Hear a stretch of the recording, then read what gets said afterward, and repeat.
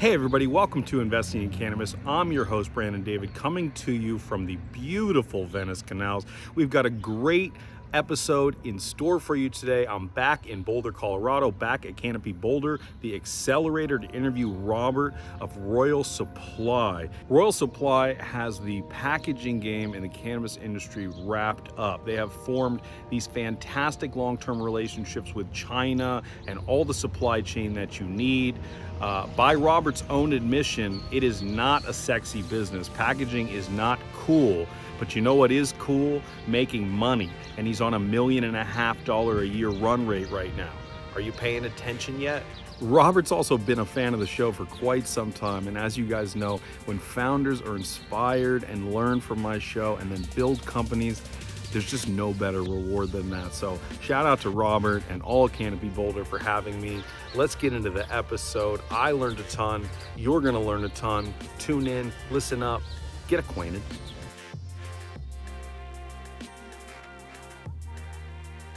Thank you for having me here. We're in beautiful Boulder, Colorado. I cannot believe I'm back with another class. I was with the first class of Canopy Boulder. I've been with several. There have been a lot of Canopy Boulder companies on this show. But thanks for being here. Yeah, thank you for having me. I've been a big fan of the podcast for a couple of years now. So the fact that I'm sitting here is pretty special. It fucking warms my heart when people tell me that, man. This is why I started this shit. I just wanted other people to feel the passion and learn the shit that I was learning every day. Absolutely. And yeah, anyway. Okay, well, let's get started on an easy one. Tell us what your company is and what you do. Yeah, so my name is Robert Kenny. I am the CEO and co-founder of Royal Supply. We partner with brands, cultivators, and extractors to create amazing compliant retail packaging for the cannabis industry. Retail compliant packaging. Yep. This is a very, very relevant thing to be doing at the moment. Now, the first thing that comes to my mind is it's all different depending on what state you're in. Mm-hmm. How have you solved that problem? So right now we are operating out of San Francisco, California. Okay. So just the market in California is a beast of its own. Sure is.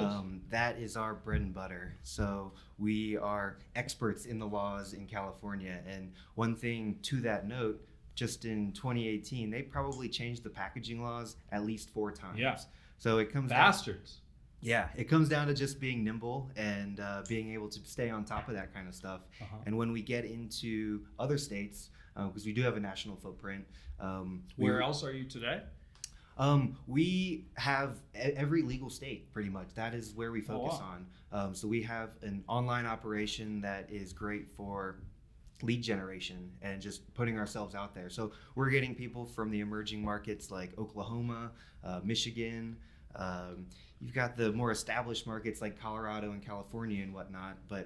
And at what stage does a company tend to come to you? Or would you like them to come to you? So we're working with people who literally come to us with a concept. They maybe are in a fundraising right now where they are trying to get some branding, some collateral to start showing investors, where we're really working with them to figure out what they need, what kind of products they're working with, to go from there. On the flip side, we also work with some of the most well-established brands in the industry. They already have branding, they already have a full graphic design team to get that look and feel, and where they're coming to us is working from the perspective of a manufacturing partner, somebody who can interface with China, somebody who can make sure that they've got a consistent flow, consistent supply. So you don't, in some cases you do, but maybe your secret sauce here is not so much the design element, but the connections and the manufacturing and relationships you've developed. Yeah, we really, when it comes down to packaging, like what's special about packaging? You tell me.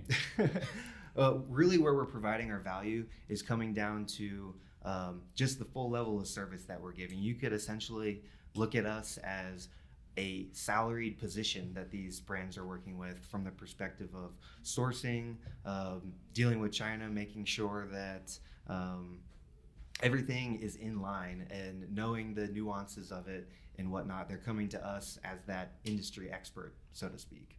So it almost seems kind of too good to be true. Like you're coming to me and saying, you don't have to worry about China anymore. I got this. I'll handle it. That's a lot of faith to put in a company, right? Certainly. And at the end of the day, we are working pretty hand in hand with them. So it's a lot of, there's, call it a contact point that we're working with. We're going to be giving them updates all along the way. Problems do happen. Manufacturing issues do happen. And part of the value with us is we're going to be those people who are going to bat for you at the factories. We have long-standing relationships with these types of people. And how did you make those relationships? Hard work. I've been to China a couple times. But no pre-existing relationships. You just decided you want to do this business and went to China and made relationships. That's how. Yeah, there's a method to the madness. Wow, when you're I like that. when you're sourcing suppliers. It is one of those things where you might you find a product that you want. Let's take glass jars, super simplistic. You might go and find 10 suppliers that could fulfill that type of thing, and then you're narrowing it down from communication, quality, capabilities. And then the last step is you actually have to go there, meet them face to face. There's not a single manufacturer that we work with that I don't have a personal relationship, haven't shaken their hand, had dinner with them kind of thing. Mm-hmm. So relationships to us are hugely important. And with that, we get these factories to kind of bend over backwards to help service us, in turn servicing the customers. So why just cannabis? You could do this in any number of industries. Cannabis is sexy. It is one of those things where... Sure is. No, it's one of those things where you have to have a passion with what you're getting yourself into. I mean, packaging inherently is, sure, it's an opportunity that's in traditional industry across anything, but if you're really trying to get involved in this type of industry, you could either go plant touching route or the ancillary route. Mm-hmm. So going the ancillary route, there are things such as banking issues that you're not as concerned with. Still a problem. You still have to be walking on eggshells, but it's a little easier. It's a little easier. You're not working. Hopefully, it's a little easier to raise money. Certainly. Which I don't know how true that is anymore, but yeah, I think there's still some element to it, right? Absolutely. So how far along are you in the class? When did this class of Canopy start? So we are probably, this is going in our third week at this point, and it has been... Oh, it's just the start of it. It is just the start. How fun. It is like drinking water out of a fire hose. Yeah. I mean, the intangibles that Canopy brings to the table has been way more than we ever could have imagined. Yeah. From the perspective of network, access to mentors, people like yourself, getting opportunities like this. I mean, that's not on the term sheet kind of thing that you get with it. It's just extra. Yeah. It's extra, and they provide so much value in that regard. We couldn't be happier. They're good people. Great people. Mike has been on the show before. We're going to have Patrick on the show in just a few minutes, but we know each other pretty well. What's really cool is that, like a lot of cannabis companies, they started by trying to be a lot of places and be everything to everyone. Mm-hmm. And I think through their experience in California, they've doubled down and focused on the classes here, which is only to your guys' benefit, right? I mean, that's amazing. That and whether or not what that says about the future of Canopy, I don't think it matters. Like, it's like, hey, like, you got to do what's right for the classes that are here in Boulder. Plus, it's so fucking beautiful here. And with that said, I mean, we could toot our own horns here for this class, but we've got a lot of good companies here. Just the amount of... How many companies are in the class? So there are 10 companies in the cohort, and there are over 300 applicants that came through. Wow. And you're getting different stages. Earlier on, there were a lot of ideas coming through, pre-revenue stuff. And now just being in company with people that have traction, they have products, they're out there. You're really like in good company, and Canopy's in a great position. That's fun. Absolutely. Super fun.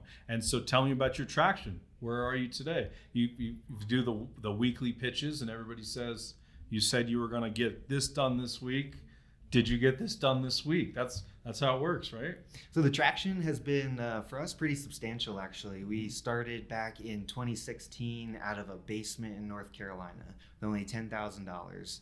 And it was an e-commerce operation. And 2016 was maybe 50,000 in revenue. 2017 was 500,000 in revenue. 2018 was 1.3 million, and we're still in that $1 million run rate. So we've had pretty substantial traction in that time. What was invested to get to that $1 million revenue number?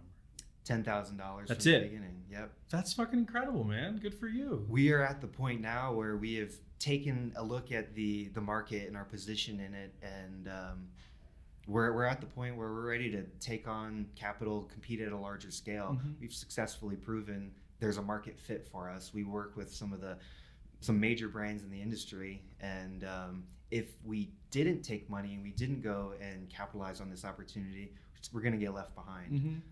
So we're really positioned well to take advantage of that with such a stable base on growing, not just let's throw money at this and see if it works. No, we've proven we can make it work. We're profitable today. We don't need this money. We can continue growing at the same trajectory we're on.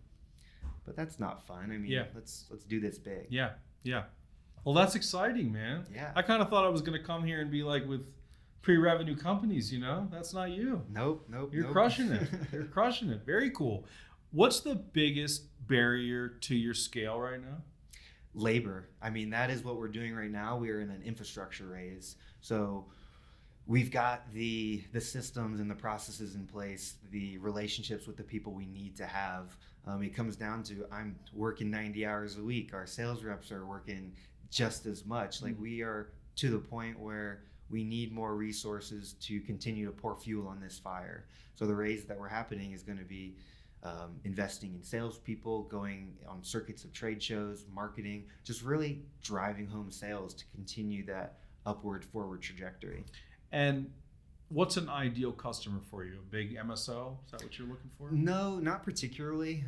We've really found our bread and butter being that kind of middle market company, even the lower end, or excuse me, the earlier stage, just because we provide the most value there. Kind of described in the beginning, we were able to essentially provide what would be a full-time salaried position for this. And the people who really appreciate that the most are the ones who don't really have all the resources to maybe have a full sourcing manager or a full graphic design team. So that's where the sticking value comes. The lifetime value of our customer is pretty incredible from that perspective because we get in with them and who wants to change packaging providers? There's massive switching costs associated with it. Yeah, and it's unclear whether it'd be better.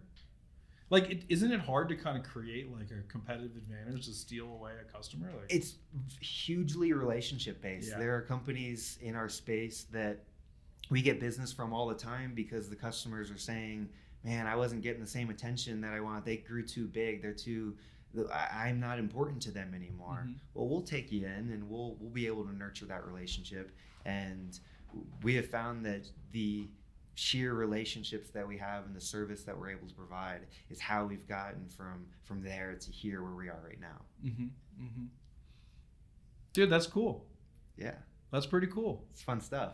So you're 3 weeks in. How many weeks is it? So it's a 13-week program. It will end on April 9th. Okay. And where do you expect to be then? So we are in the process of kind of dumping everything into trade shows and marketing to continue that trajectory. So we are in the process of raising a larger round, $750,000 to take things to that next step. And what we're doing at this point is using a note to be able to kind of sprinkle that fuel on the fire to prove that, hey, we can take your money and we can turn it into something far more than that. It's a safe? No, we're not doing a safe. It's just convertible. It's just a convertible note that's the benefit of being here with Canopy. They invest in all these companies, and we're utilizing their note that we raised with them to... same note, same terms as the Canopy terms or not? Yes. That's pretty good. That's pretty good. So it's a great time for investors to come on now. How much do you have soft circled? One of my favorite phrases in the world. What do you soft mean? circled is like they told you they were going to give it to you. So this is a new process for us. We are just beginning this. I am going to be giving an introduction at ArcView coming up on the 4th through the 6th. Well, that should be an interesting experience for you. It's going to open up a lot of doors and really start this process. So we're early on in the getting things jump started, but we've got a lot to go. Can I give you a touch of advice? Yes, please. You didn't ask me, but I'll give it to you anyway. It's my show. Be very careful how much money you take and where you take it from. Because in this industry in particular, and I'm not going to name any names, it's a fucking Wild West in this industry. I've heard some horror stories. You know that. And people want 2 board seats, and they want all these ability to acquire you. You're a business today. Like, your shit is working. Just be careful. It is mindful to know about that kind of stuff. I try to stay up to date on the downturns in the cannabis market. Why is it happening? How can that turn into an opportunity for us? Yeah. In my eyes, all the dumb money is getting out. People are getting afraid that the downturn of the market is, oh, what's happening? But smart money is staying in. They're going to be able to buy in at these truer valuations. And even if everybody calling me right now is like, woo, shit's getting cheap.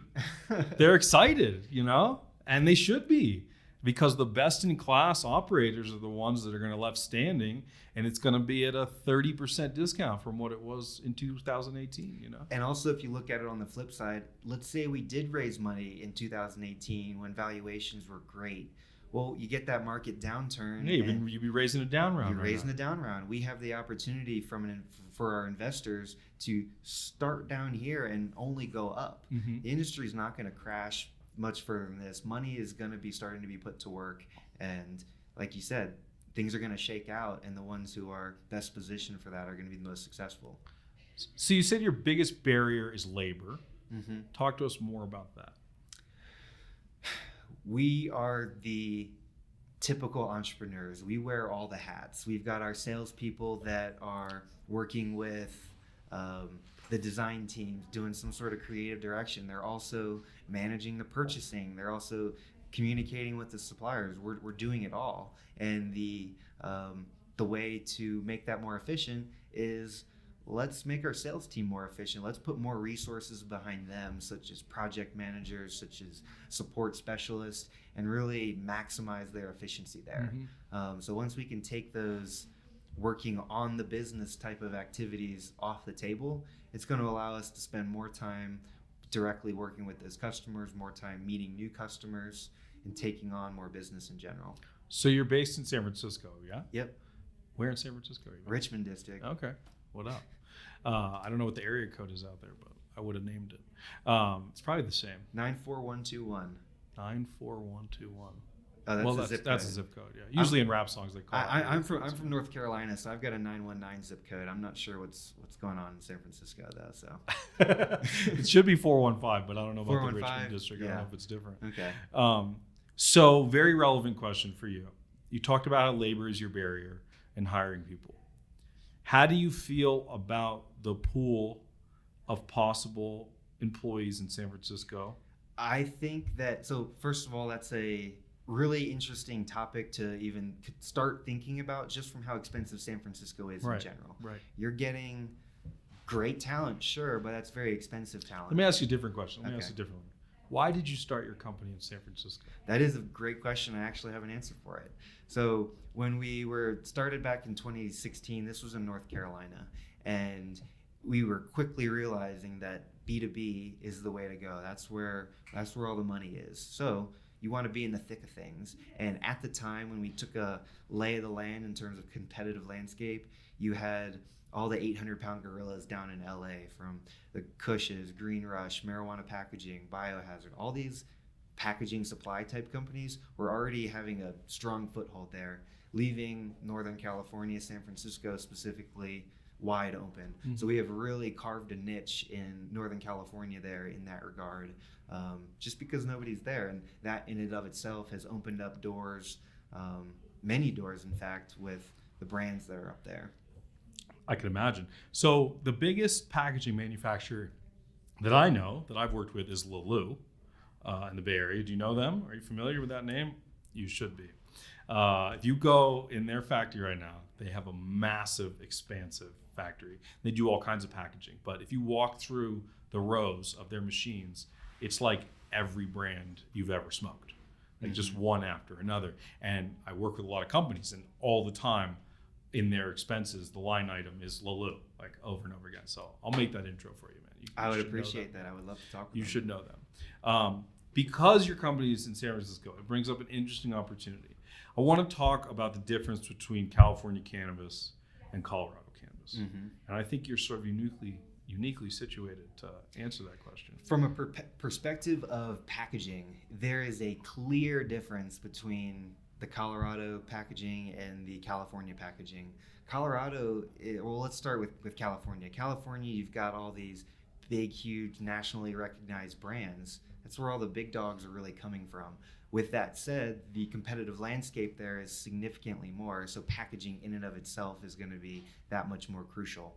Where what we've seen here in Colorado, just kind of perusing dispensaries, packaging isn't as much of a focus. Sucks. It's not, I can say it. You don't have to say it. I went to Flora last night and I was very underwhelmed.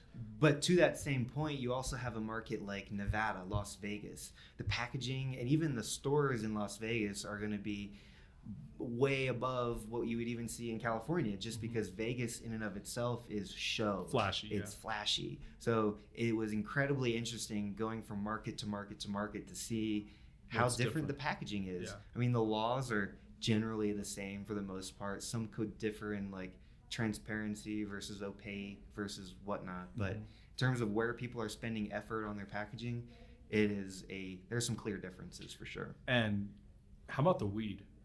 You smoke weed. We talked about it before. You're a weed smoker. Not right now, not on camera. Don't worry, Patrick. But how about the weed? Colorado versus California. So I'm not sure in terms of the. It's a lot cheaper out here. I will say that, and it's cheaper than coming from North Carolina. Just saying, if you could find it. But with California, it's like it is completely eye-opening. It's game-changing. It's a whole new world out here. I've lived in San Francisco the past 2 years now, so I'm kind of like opening my eyes to, wow, this is a massive industry. There's so much to this. I'm a flower guy, kind of. Me too. I don't get into the concentrates or. It's a good mobile solution. You can dabble with it, but just from a pure flower perspective, it's pretty incredible from a price perspective and a quality perspective. In California. And what I've seen here in Colorado is even cheaper from a price point than what you're seeing in California. It's definitely cheaper. You guys have a lot less taxes than we do here. Look, I've smoked weed in Colorado a number of times, but I always, when I come here, whenever I go anywhere, I try to, go into a shop and see what's up and try to, familiarize myself and see what's going on. And I went to Flora last night, and I think I bought the best eighth that they had. It's called Neon Flamingo. I like indicas, hybrids, indicas, whatever. I never heard of Neon Flamingo. Yeah, these names these days. And I didn't even know what the strain genetics were. Like it did. I don't know. What sold you on it? I just smelled it and looked at it. So it wasn't some flashy packaging that. No, it comes in. Here, hand me that jar. It comes in a stupid gold medical thing. Exactly, a reversible cap vial.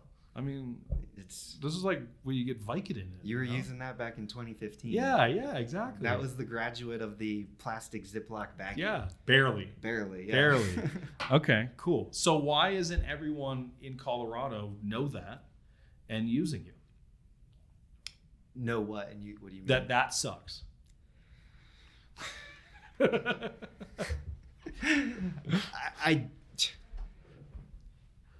I don't know. I don't know. That is something that baffles me. Is what you're supposed to say is they haven't heard of us yet.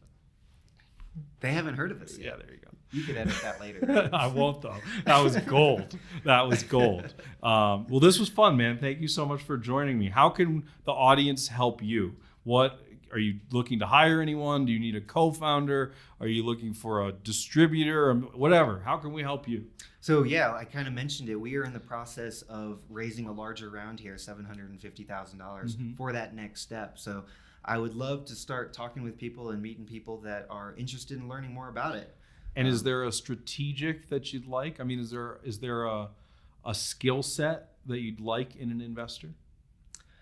There is a difference between not all money is the same. So at this point in what we're doing, we really want that people that can come in and add value. We're not looking at the family. Well, what kind of value? What kind of value? From a strategic value, being able to bring on other investors. You've got a lead investor that's going to attract other types of people. A network to kind of get in the door and get things started is really who we need. The family and friends round, sure, we've had people that approach us to want to give us money, but that's not the money that we're looking for. And you don't need money that badly. That's the beautiful thing about your business. Mm-hmm.